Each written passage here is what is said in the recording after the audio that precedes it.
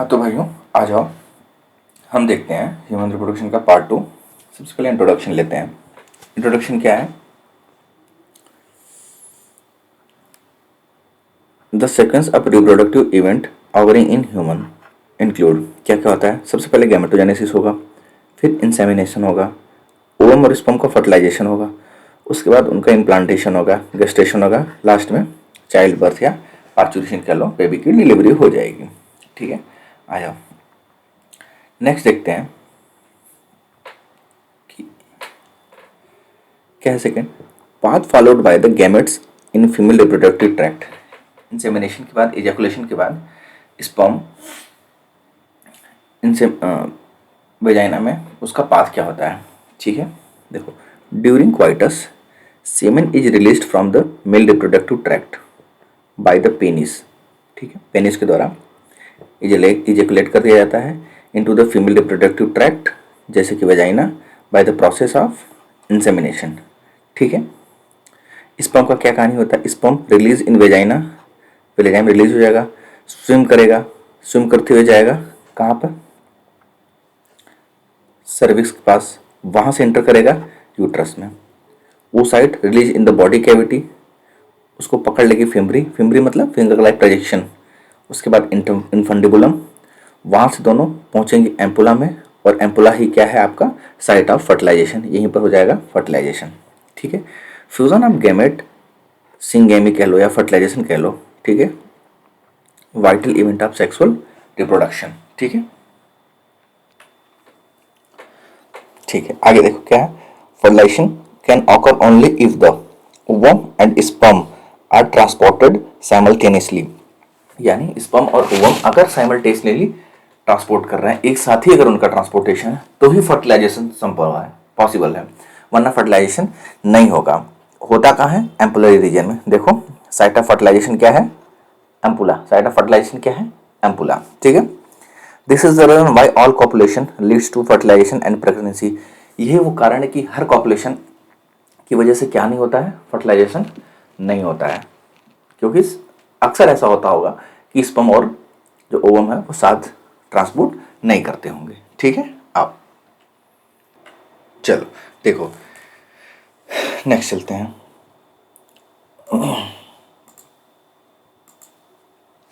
Changes in gametes during fertilisation. Fertilisation के दौरान gametes में क्या क्या चेंजेस होते हैं? सबसे पहले secretion of acrosome part of sperm. Acrosome part of sperm मतलब स्पर्म का सबसे ऊपर वाला पार्ट। ठीक है, जिसे हम क्या कहते हैं? जिसे हम मॉडिफाइड लाइसोसोम या मॉडिफाइड गोल्जी बॉडी भी कह सकते हैं। ठीक है, आ जाओ, वो क्या करेगा? Entry of sperm into cytoplasm of oocyte through zona pellucida and plasma membrane. ये है आपका जोना पैलुसिडा। ठीक है, अब देखो स्पर्म जब जोना पैलुसिडा में घुसने की कोशिश करेगा, जब घुसने की एंट्री करने की कोशिश करेगा, तो उसे तोड़ेगा तभी तो एंट्री करेगा। वो एक एंजाइम की हेल्प से तोड़ता है। क्या है वो?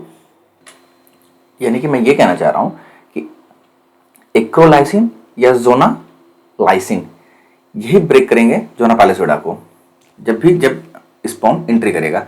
सबसे पहले कोरोना रेडिएटा में आएगा। ठीक है, उसको कौन तोड़ेगा? Corona penetrating enzyme तोड़ेगा।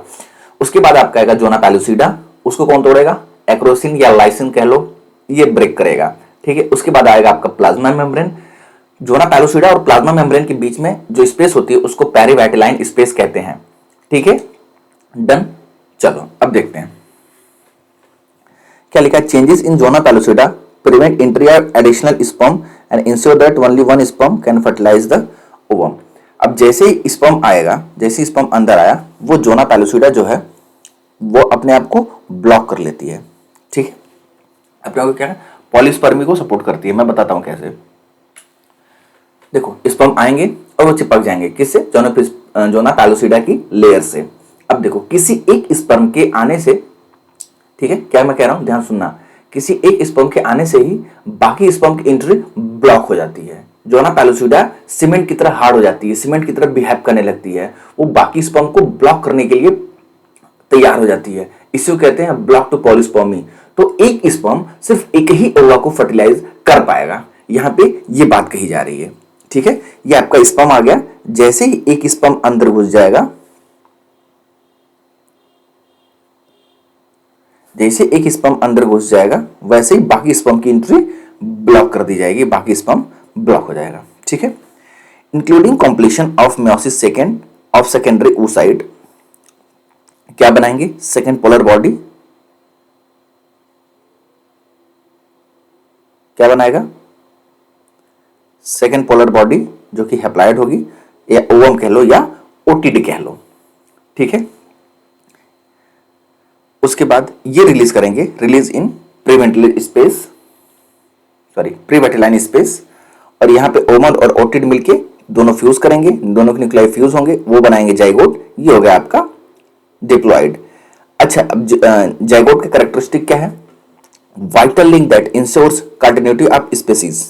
ठीक है, स्पीसीज कंटिन्यू रहे, उसमें ये वाइटल लिंक है between organism of one generation and next. Sex of child is decided by this stage, इसी स्टेज पे चाइल्ड की सेक्स डिसाइड होती है। देखो कैसे, the sex of baby, sex of baby is determined by the father, father के द्वारा baby का सेक्स डिटरमाइंड होता है। पैरामीटर्स होंगे, मेल की बात करेंगे और फीमेल की बात करेंगे। तो क्रोमोसोम पैटर्न क्या है, फीमेल के पास XX है, मेल के पास XY है। अब गैमेट फॉर्म हो रहा है XXYY, जेनेटिक्स में मैंने बताया आपको, इसका X इस Y से, इसका X इस X से, फिर XY से, फिर ये XX से, फिर ये XY से। तो फ्यूजन ऑफ गैमेट होने के बाद क्या बना, फीमेल ने XX बनाया और मेल ने XY बनाया। क्या पता चला आपको, कंक्लूजन क्या है, the 50% male gamete carry X chromosome and 50% carry Y chromosome. ठीक है, zygote would carry either XX और XY depending on whether the sperm carrying X और Y फर्टिलाइजेस द ओवम। डन, चलो आगे बढ़ते हैं। यानी कि मैंने क्या कह रहा हूं, मैं ये कहने की कोशिश कर रहा हूं कि अच्छा सुनो, स्पर्म का स्ट्रक्चर आपको याद होगा, सबसे ऊपर एक्रोसोम होता है, उस एक्रोसोम के पास स्पर्म लाइसिन प्रेजेंट है। ठीक है, सुनो, हाइलोराइनिडेज तोड़ेगा किसको, हाइलोरोनिक एसिड को।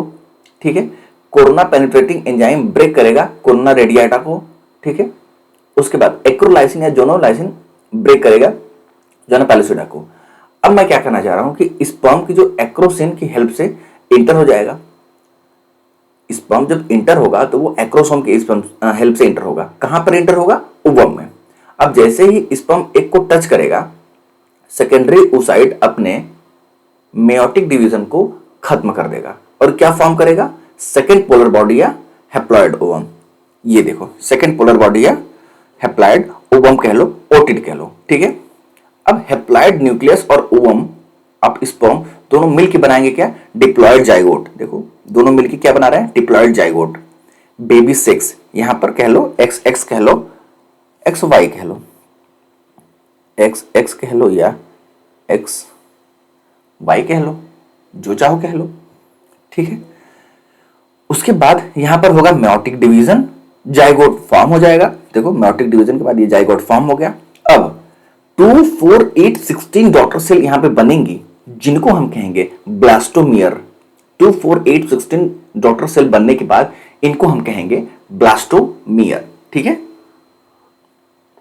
आ जाओ, देखो यहां बताता हूं, डेवलपमेंट ऑफ द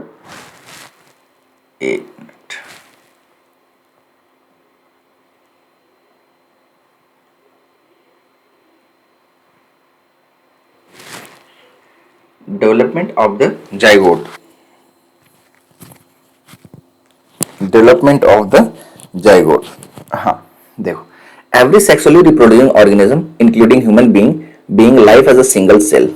ठीक है, जिनको क्या बोला जाएगा, zygote. The process of development of embryo, embryo के डेवलपमेंट की प्रोसेस जाइगोट से क्या कहा जाएगा, उसको एम्ब्रियोजेनेसिस। ठीक है, एम्ब्रियोजेनेसिस के दौरान जाइगोट के अंदर क्या होता है, सेल डिवीजन होता है, सेल डिफरेंशिएशन होता है, क्लीवेज स्टार्ट हो जाता है। उसके बाद जाइगोट मूव करेगा स्थमस से यूट्रस तक। डॉटर फाउंड होंगी क्लीवेज के बाद और उनको कहा जाएगा ब्लास्टोमियर। डॉटर सेल की बात हो रही है। ठीक है, अब देखो 1 सेल जाइगोट, 2 सेल, 4 सेल, अब 8 to 16 सेल होगा तो इसको कहेंगे ये मोरला स्टेज है, मोरला स्टेज। इसको कहा गया है आपके एनसीईआरटी में शहतूत, सहतूत लाइक, ठीक है। कैसा कहा गया एनसीईआरटी में? सहतूत लाइक। इस लाइन को फिर से देखो, इस लाइन को फिर से देखो। Cleavage start as zygote, cleavage zygote as a zygote start होती है और मूव करती है इस समझ से यूट्रस के बीच में। क्लीवेज को लेके क्या समझते हैं? देखो, initial cell division which occur in zygote and fertilised egg, ये क्या होता है आपका? क्लीवेज। अब ड्यूरिंग क्लीवेज क्या क्या होता है? ड्यूरिंग क्लीवेज क्या क्या होता है उसको आपको थोड़ा सा ध्यान देना पड़ेगा। क्या सबसे पहले नंबर ऑफ ब्लास्टोमियर इंक्रीज हो जाएंगे, ब्लास्टोमियर की जो साइज होती है वो घट जाएगी, साइज ऑफ एम्ब्रियो जो होगी वो कांस्टेंट हो जाएगी, ठीक है। कहां से स्टार्ट होगा? स्टमक से फाइलोपियन ट्यूब, और खत्म कहां होगा? At the end of gastrula, at the end of gastrula, ठीक है। अब देखो, ये आपका ट्रोफोब्लास्ट हो गया, outer layer of blastomere attach to endometrium, ठीक है। ब्लास्टोमियर की वह आउटर सरफेस है जो एंडोमेट्रियम से अटैच होगी। इनर सेल मास, ये इनर सेल मास है, inner group of cells attach to the trophoblast differentiate into embryo and 3 germ layer. Embryo में डिफरेंशिएट होगी और 3 जर्म लेयर में, ठीक है। उसके बाद आगे क्या है? After attachment uterine cell divide rapidly and cover the blastocyst. जैसे ही अटैचमेंट होगा, अटैचमेंट देखो कहां हो रहा है, ध्यान से देखो। अटैचमेंट मैं दिखाता हूं तुमको, अटैचमेंट मैं दिखाता हूं तुमको, रुको 1 मिनट।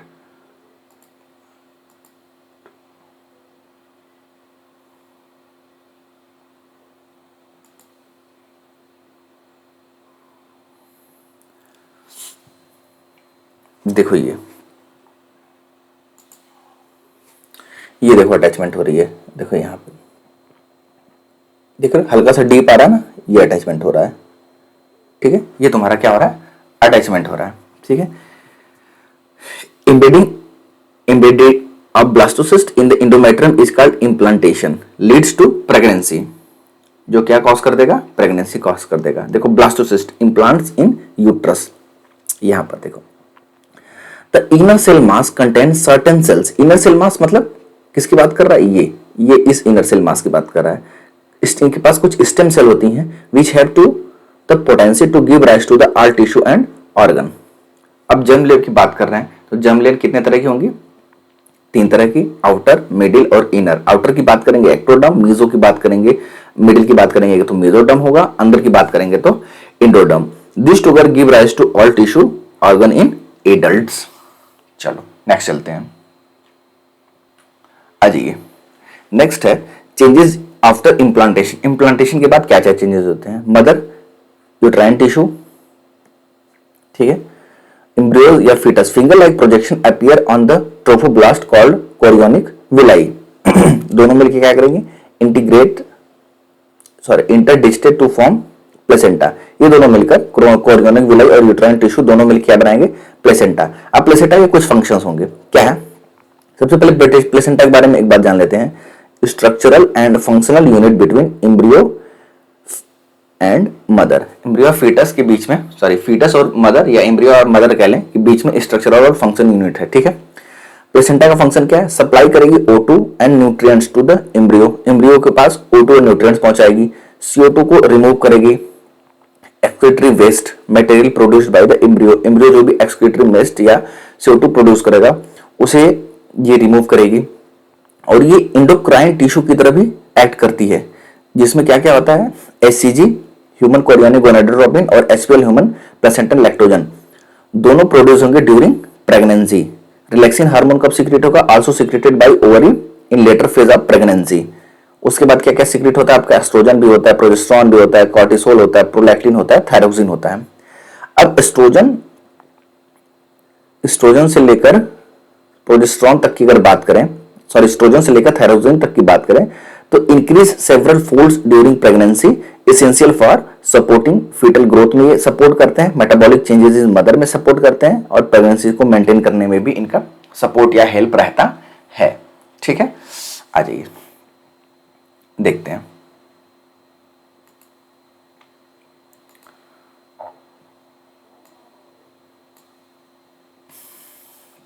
नेक्स्ट है 6th के बाद 7th, गेस्टेशन की पीरियड की बात कर रहे हैं, ठीक है। एम्ब्रियोनिक देखो गेस्टेशन पीरियड 9 मंथ का होगा, प्रेगनेंसी ही को पार्चुरेशन कहेंगे। फर्स्ट मंथ में फर्स्ट ट्राइमेस्टर यानी पहला 3 महीना, जिसमें कितने आएंगे आपके टोटल 12 वीक आएंगे। सेकंड ट्राइमेस्टर मतलब बचा हुआ 3 महीना, 4 month to 6 month second trimester हो गया, यानी टोटल 24 वीक्स हो गया। बचा हुआ थर्ड ट्राइमेस्टर यानी कि 7 month to 8 month. First month में हार्ट बनेगा, सेकंड मंथ में लिम्स और डिजिट बनेंगे, थर्ड मंथ में मेजर ऑर्गन सिस्टम बन जाएगा, फोर्थ मंथ में मैक्सिमम ग्रोथ हो जाएगी, फिफ्थ मंथ में बात करें तो मूवमेंट ऑफ फीटस अपीयरेंस हो जाएगा हेयर्स का, कहां पर, सर पर, ऑन द हेड। 6 मंथ की बात करें तो बेबी कवर्ड हो जाएगा विद हेयर, आईलिड्स, सेपरेट आईशैड्स और आईशैड्स बन जाएंगे। बात करें 7, 8, 9 मंथ की तो यहां पर भी बहुत सारे चेंजेस होंगे। 9th मंथ पर बेबी रेडी हो जाएगा डिलीवरी के लिए। अब देखो बिफोर 8 वीक हम बोलेंगे ये एम्ब्रियो है, आफ्टर 8 वीक हम बोलेंगे ये फीटस है। ठीक है, फर्स्ट फॉर्म ऑर्गन क्या होगा आपको याद रखना होगा कि वो हार्ट होता है, सेकंड डिफरेंशिएटेड ब्रेन होता है। आइए देखते हैं first second third first trimester week fourth क्या होगा, हार्ट बन जाएगा। Sign of growing foetus notice by the listening to the heart sound through stethoscope. बच्चों का स्टेथोस्कोप अलग होता है, उससे हम सुना जा सकता है आवाज। 8 वीक यानी सेकेंड मंथ में foetus develop limbs and digit, limbs मतलब आर्म, डिजिट मतलब फिंगर डेवलप हो जाती हैं। 12 वीक में most major organ system are formed including external genital organ. ठीक है, 20 वीक यानी सेकेंड ट्राइमेस्टर की बात चल रही है। फर्स्ट मूवमेंट ऑफ फीटस का first movement appearance of hair on the head, मैं भी बता दिया था मैंने। 24 weeks body covered with fine hair, eye shades, eyelid separate, eyelashes are formed. 36 week पे क्या होगा, foetus fully developed and ready for the delivery. डंडन placenta is connected to the embryo through an umbilical cord which helps in the transport of substances and form the embryo.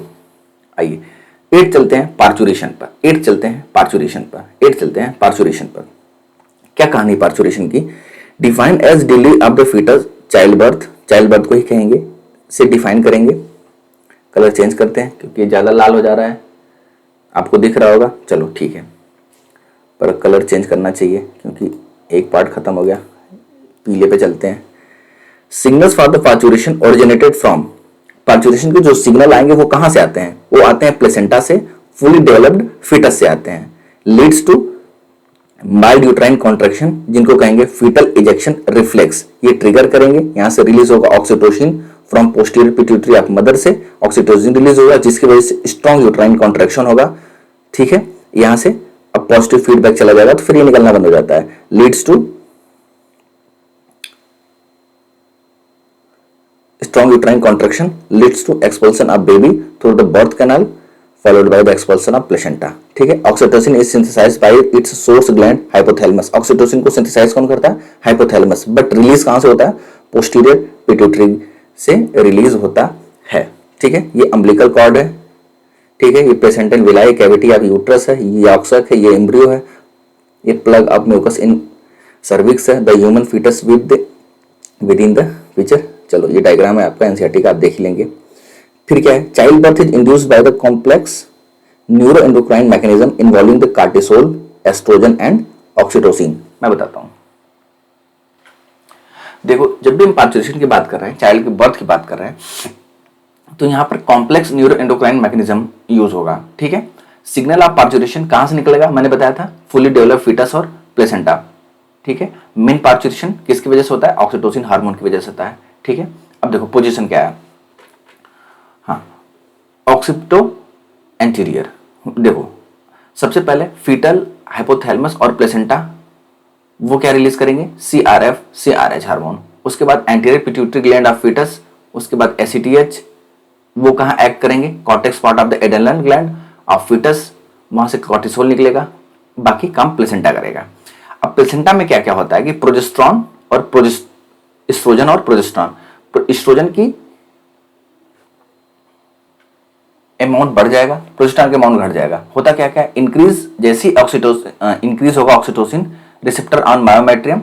ठीक है, myometrium receptor पे जैसे oxytocin बढ़ेगा तो high intense contraction होगा। ठीक है, पेन कह लो, वहां से सिग्नल आएगा पोस्टीरियर पिट्यूटरी ग्लैंड को, मदर को।